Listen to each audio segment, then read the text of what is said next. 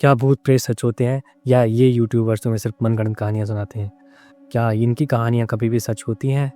क्या असल में ऐसी चीज़ें होती हैं जो तुम्हें भूतों पर विश्वास करने में मजबूर कर दे, या सिर्फ ये एक यूट्यूबर्स की व्यूज़ के लिए एक चाल है?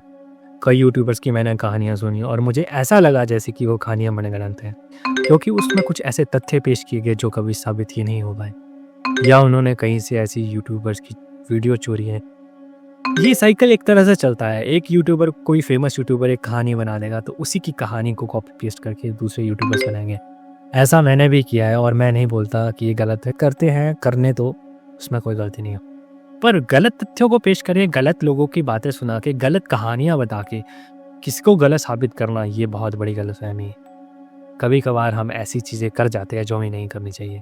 सच्ची कहानियों और झूठी कहानियों में फ़र्क इतना सा होता है कि सच्ची कहानी में जब तथ्य पेश किए जाते हैं तो उन तथ्यों में जो लोग जुड़े होते हैं वो आज दिन तक सदमे में होते हैं, लेकिन झूठी कहानियों से कभी लोगों के नाम ही नहीं लिए जाते। असली कहानियों में कुछ ऐसा होता है जो तुम्हें सच्चाई पे मजबूर कर दे, लेकिन झूठी कहानियों में कुछ ऐसा होता है जो तुम्हें हंसने पे मजबूर कर दे। कहानियाँ तो मेरे पास है, पर शायद तुम्हें उनमें ज़्यादा इंटरेस्ट भी ना हो। इन यूट्यूबर्स की सब्सक्राइबर इतने हैं, शायद मेरे इतने सब्सक्राइबर हैं नहीं, ना मेरे इतने व्यूज़ आते हैं, तो शायद तुम्हें पसंद भी ना आए। पर एक कहानी जो 4 दिन पहले घटी, और तुम्हें ये कहानी सुनने में बहुत ज़्यादा इंटरेस्ट आएगा, क्योंकि ये कहानी रियल है और ये कहानी अभी हुई है 4 दिन पहले। 3 मार्च को ये वीडियो बना रहा हूँ मैं।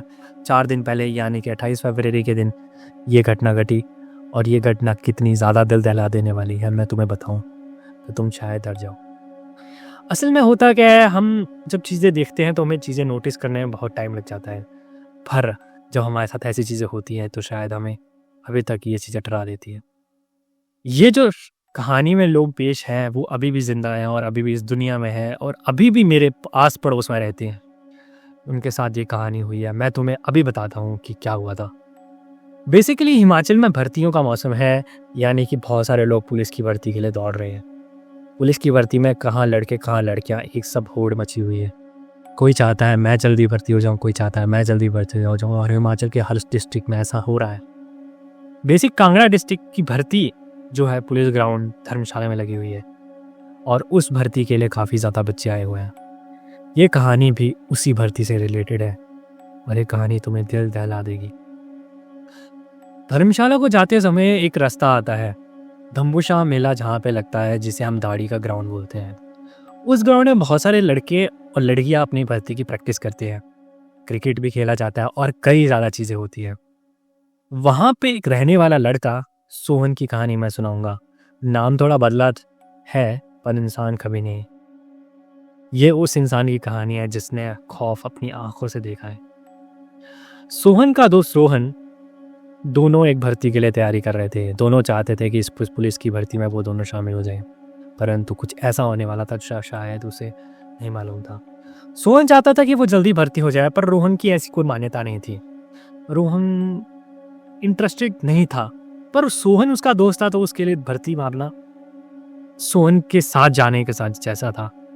रोहन चाहता था सोहन भी उसके साथ जाए, और सोहन चाहता कि रोहन उसके साथ। दोनों एक दूसरे के बिना अधूरे थे।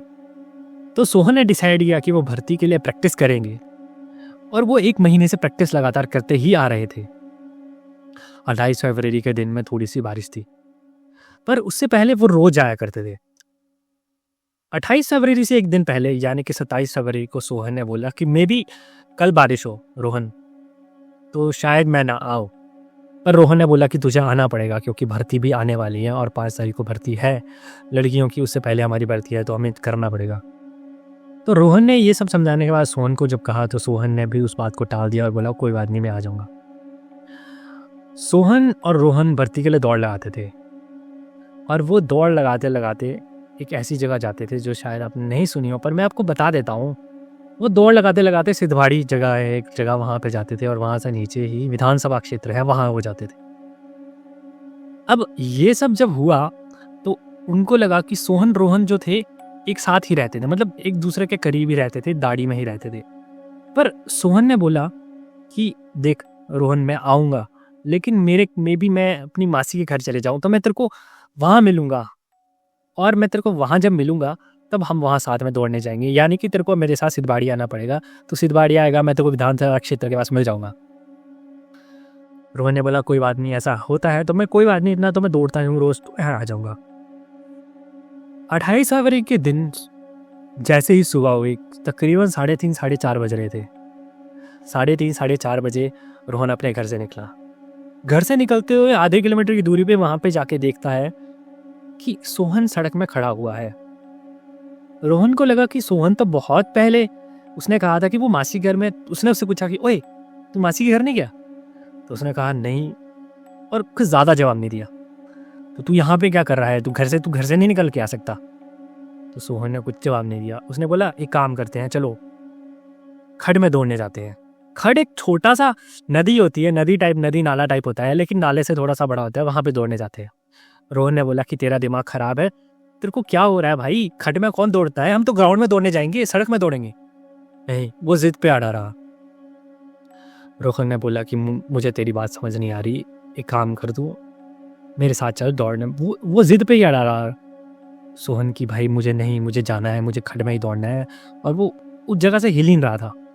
रोहन को चढ़ गया गुस्सा। उसने 2-3 गालियाँ निकाली, और लड़कों में आम मतलब है गालियाँ निकालना, तो उतना ज़्यादा वो नहीं। उसने गालियाँ निकाली और बोला अगर तेरे को जाना है तो तब मत जा वहाँ जाके, मैं नहीं जा रहा।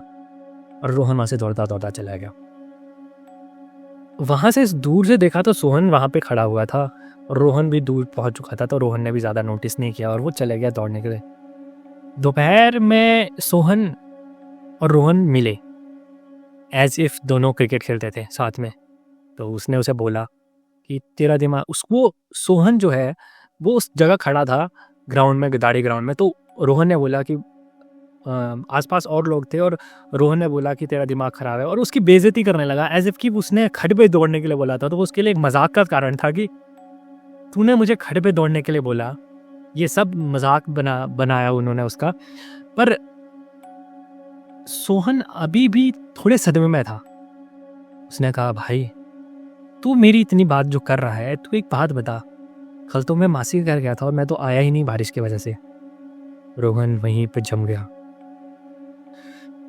रोहन को पता चला, मेरे गुस्सम सो रहे, रोहन को पता चला कि वो जो उसके साथ हुआ वो छलावा था, और ये छलावा काफ़ी ज़्यादा डरा देने वाला था। अगर रोहन उसके साथ खड में चले जाता तो शायद रोहन की लाश वहाँ पे मिलती।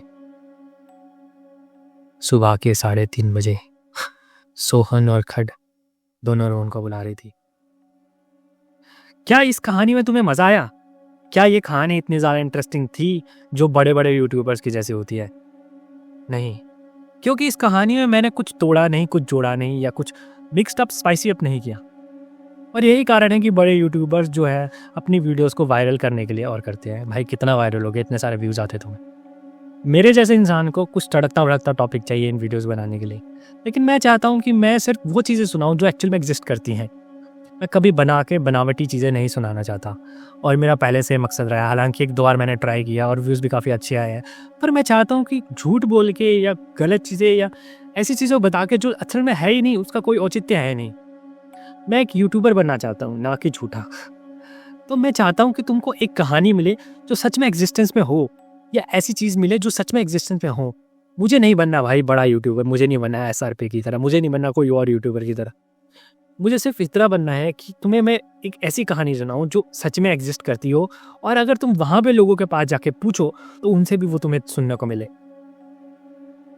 अगर मैं तुम्हारी बातों पे खरा नहीं होता था, कोई बात नहीं। अगर तुम्हें मुझे देखना मन करना चाहते तो कर सकते हो, पर मेरी कुछ ऐसी कहानियाँ ऐसी होती हैं जो अभी तक सच है, और उसके प्रमाण तुम्हें हर जगह पे मिल जाएंगे। जो कहानियाँ मैं सुनाता हूँ वो कभी भी ऐसा नहीं है कि मैंने झूठी बनाई है। तो आज के लिए इतना ही। मैं कैसी लगी मेरी वीडियो, मेरे चैनल को सब्सक्राइब कर दे अगर आपको वीडियो पसंद आई है। और शायद मैं कभी इस चैनल को ग्रो ना कर पाऊँ, या शायद मैं कभी इस चैनल को बढ़ा ना पाऊँ, पर मैं कभी खुद से बना के कहानियाँ नहीं सुनाऊँगा, कभी भी नहीं। मैं कभी भी तुम्हारे साथ ऐसे नहीं करूँगा। चाहे जो मर्जी हो, चाहे मुझे फ़र्क नहीं पड़ता। मुझे व्यूज़ नहीं मिले कोई बात नहीं, मेरे चैनल डेड पड़ जाए कोई बात नहीं, पर मैं कभी भी खुद से बना के कहानी नहीं सुनाऊँगा। या मुझे कोई प्रमाण मिलता है तब मैं तुम्हें कहानी सुनाऊँगा, या मुझे कहीं से पता लगता है कि इस बारे में सच है तब मैं तुम्हें कहानी सुनाऊँगा। खुद से बना के कहानी कभी नहीं सुनाऊँगा।